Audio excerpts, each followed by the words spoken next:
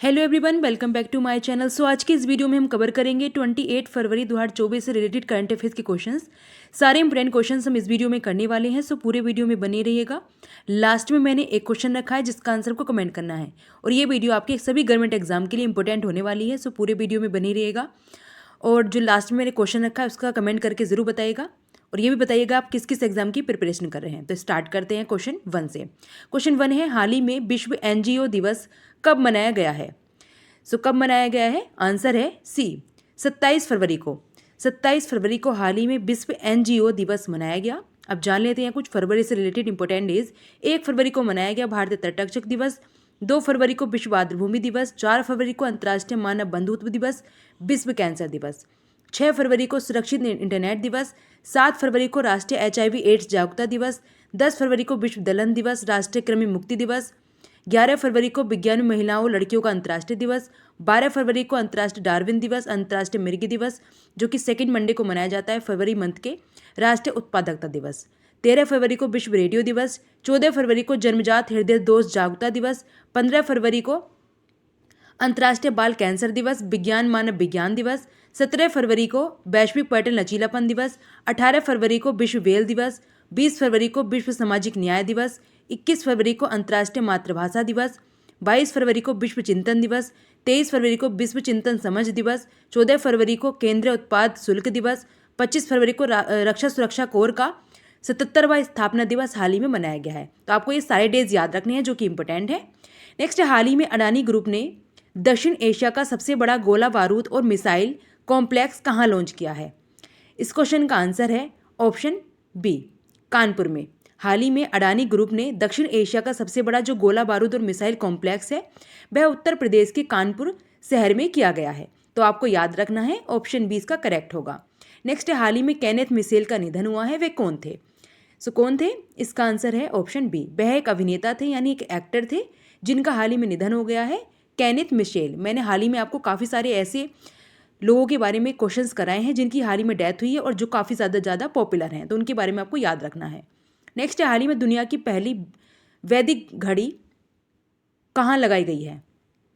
Answer है ए, उज्जैन। मध्य प्रदेश के उज्जैन शहर में लगाई गई है, जिसको देवों की भूमि के नाम से भी जाना जाता है, दुनिया की पहली वैदिक घड़ी।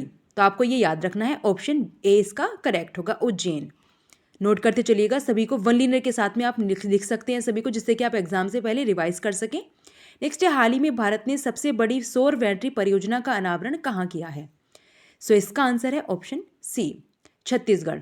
छत्तीसगढ़ में किया गया है सबसे बड़ी सौर बैटरी परियोजना का अनावरण, छत्तीसगढ़, याद रखिएगा, ऑप्शन सी। यहाँ बात हुई छत्तीसगढ़ की, तो देख लेते हैं। छत्तीसगढ़ में अवैध धर्मांतरण रोकने के लिए कानून लाया जाएगा। बसवराज एस को छत्तीसगढ़ के मुख्यमंत्री का सचिव नियुक्त किया गया है। इसके साथ में रमन सिंह को छत्तीसगढ़ की विधानसभा का स्पीकर भी चुना गया। छत्तीसगढ़ सरकार ने मुख्यमंत्री निर्माण श्रमिक पेंशन योजना को भी शुरू किया है। छत्तीसगढ़ की पेलमा खदान कोयला खदान उत्पादन करने वाली SECL की पहली खुली खदान बन जाएगी। याद रखिएगा, छत्तीसगढ़ की कैपिटल रायपुर है, पंजाब की चंडीगढ़ है, महाराष्ट्र की मुंबई है और हरियाणा की भी साथ में चंडीगढ़ है। नेक्स्ट, हाल ही में T21 क्रिकेट इतिहास में सबसे तेज शतक का रिकॉर्ड किसने बनाया है? इसका आंसर है ऑप्शन सी, जॉन निकोल लाफ्टी इटन ने। जॉन निकोल लाफ्टी इटन ने बनाया है। नामीबियाई खिलाड़ी हैं जॉन निकोल लाफ्टी इटन, जिन्होंने केवल 33 गेंदों में 120 अंतर्राष्ट्रीय क्रिकेट इतिहास में सबसे तेज शतक बनाकर क्रिकेट इतिहास रच दिया है। उन्होंने नेपाल के कुशल मल्ला द्वारा बनाए गए पिछले रिकॉर्ड को तोड़ दिया था, जिन्होंने इंटन ने नेपाल के खिलाफ खेले गए 120 मैच में यह उपलब्धि हासिल की है। तो आपको याद रखना है, इन्होंने 33 गेंदों में 120 अंतर्राष्ट्रीय क्रिकेट में सबसे ज़्यादा तेज रन बनाए हैं, और ये एक नामीबियाई क्रिकेटर हैं, जॉन निकोल लाफ्टी इंटन। ऑप्शन सी इसका करेक्ट होगा। नेपाल के जो खिलाड़ी हैं उनको इन्होंने पीछे छोड़ दिया है, कुशल मल्ला को। नेक्स्ट, हाल ही में केंद्रीय फिल्म प्रमाणन बोर्ड के नए क्षेत्रीय कार्यालय की स्थापना कहाँ की जाएगी? कहाँ की जाएगी?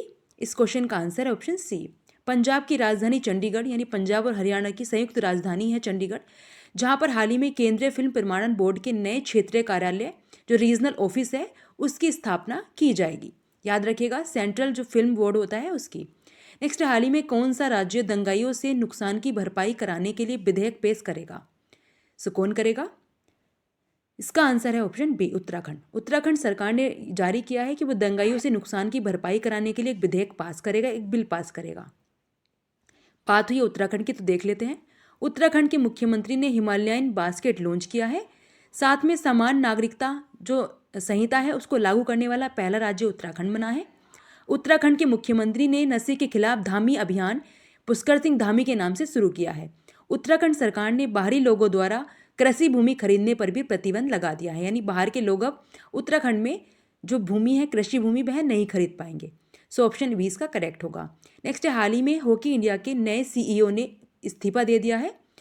उनका नाम क्या है? हॉकी इंडिया के जो सीईओ ने इस्तीफा दिया, उनका नाम है, आंसर है इसका option B, Elina Norman.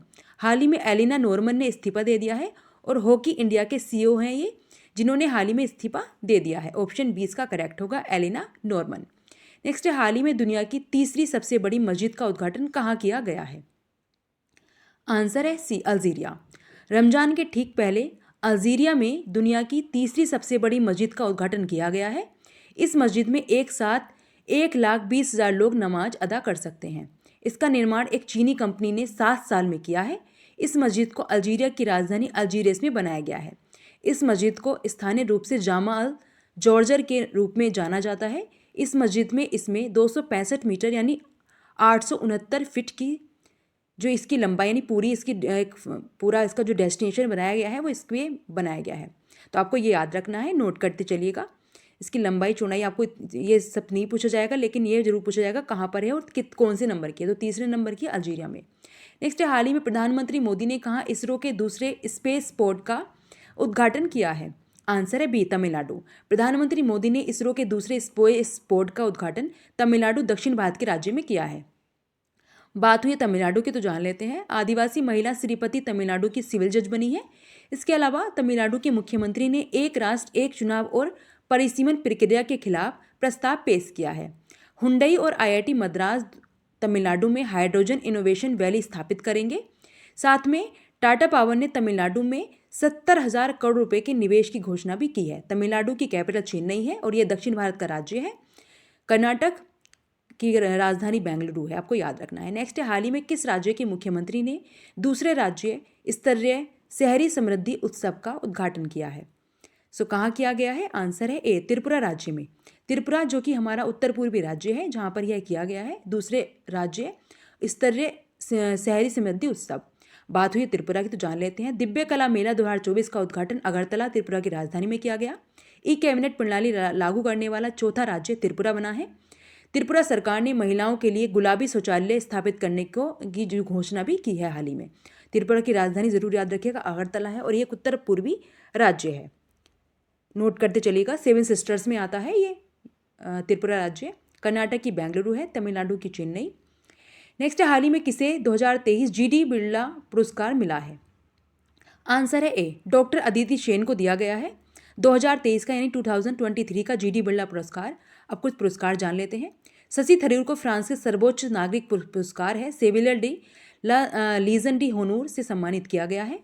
77वें बाफ्ता award 2024 में सर्वश्रेष्ठ फिल्म का अवार्ड ओपेनहाइमर ने जीता है। इसके अलावा 58वें ज्ञानपीठ पुरस्कार से गुलजार एंड रामभद्राचार्य को सम्मानित किया जाएगा। केपीपी नाम्बियर पुरस्कार से एस सोमनाथ को सम्मानित किया गया है। सभी पुरस्कार याद रखिएगा, आपके एग्जाम में पूछे जाते हैं। ऑप्शन ए इसका करेक्ट होगा, जीडी बिरला पुरस्कार 2023 डॉक्टर अदिति सेन ने जीता है। नेक्स्ट, हाल ही में किस देश के नए लोकपाल के रूप में नियुक्त किया गया है? तो किसे नियुक्त किया गया है देश के नए लोकपाल के रूप में? आंसर है सी, अजय मानिकराव खानविलकर को। न्यायाधीश हैं अजय मानिकराव खानविलकर, देश के नए लोकपाल होंगे। राष्ट्रपति द्रौपदी मुर्मू ने 6 सदस्यों के साथ उनकी नियुक्ति की है। न्यायाधीश लिंगम्बा नारायण स्वामी, न्यायाधीश संजय यादव और न्यायाधीश ऋतुराज अवस्थी लोकपाल के न्यायिक सदस्य होंगे। लोकपाल के अन्य सदस्य सुशील चंद्र, पंकज कुमार और अजय तिर्की हैं। तो आप नोट कर लीजिएगा, ये नए लोकपाल हैं अजय माणिकराव खानविलकर। नोट करते चलिएगा, 1 ईयर के साथ में आपके एग्जाम में मोस्ट इम्पोर्टेंट क्वेश्चन से इसी तरह के क्वेश्चन हर बार एग्जाम में पूछे जाते हैं। नोट कर लीजिएगा, चैनल को सब्सक्राइब जरूर कर लीजिएगा, बेल आइकन को प्रेस कर दीजिएगा। नेक्स्ट है, हाल ही में किस देश में तेज गेंदबाज नील वैगनर ने अंतर्राष्ट्रीय क्रिकेट से संन्यास लिया है? ये किस देश के खिलाड़ी हैं? आंसर है सी, ये न्यूजीलैंड के खिलाड़ी हैं, तेज गेंदबाज हैं नील वैगनर, जिन्होंने अंतर्राष्ट्रीय क्रिकेट से संन्यास की हाल ही में घोषणा कर दी है और उन्होंने संन्यास ले लिया है। ऑप्शन सी इसका करेक्ट होगा, न्यूजीलैंड के खिलाड़ी हैं। नेक्स्ट है, हाल ही में पंकज उधास का निधन हुआ है, वे कौन थे? ये आपका टेस्ट क्वेश्चन है, इसका आंसर आपको कमेंट करना है। ये गायक थे, पत्रकार थे, चित्रकार थे या फिर अभिनेता थे? सो इस क्वेश्चन का आंसर आपको कमेंट करना है। हमने इस वीडियो में मोस्ट इंपोर्टेंट करंट अफेयर्स के क्वेश्चंस कर लिए हैं। आई होप आपने पूरा वीडियो देखा होगा। इसी तरह के इंपोर्टेंट क्वेश्चंस और वीडियो के लिए चैनल को सब्सक्राइब कर लीजिएगा। यदि आप किसी भी गवर्नमेंट एग्जाम की प्रिपरेशन कर रहे हैं तो ये वीडियो आपके लिए इंपॉर्टेंट है। डेली हम 10 से 12 मिनट की वीडियो में आपको सारे करंट अफेयर्स के क्वेश्चंस करा देते हैं, तो आप डेली वीडियो जरूर देखा करें, जिससे कि आपका सारा करंट अफेयर्स कंप्लीट हो जाएगा। वरना अगर आप एक साथ देखेंगे तो आपका करंट अफेयर्स कंप्लीट नहीं होता है। डेली इससे आपका याद भी हो जाता है और आप बार बार उसको रिवाइज करके डेली उसको काफ़ी लंबे समय तक याद भी रख पाते हैं। And thanks for watching this video and like and subscribe my YouTube channel. Thank you.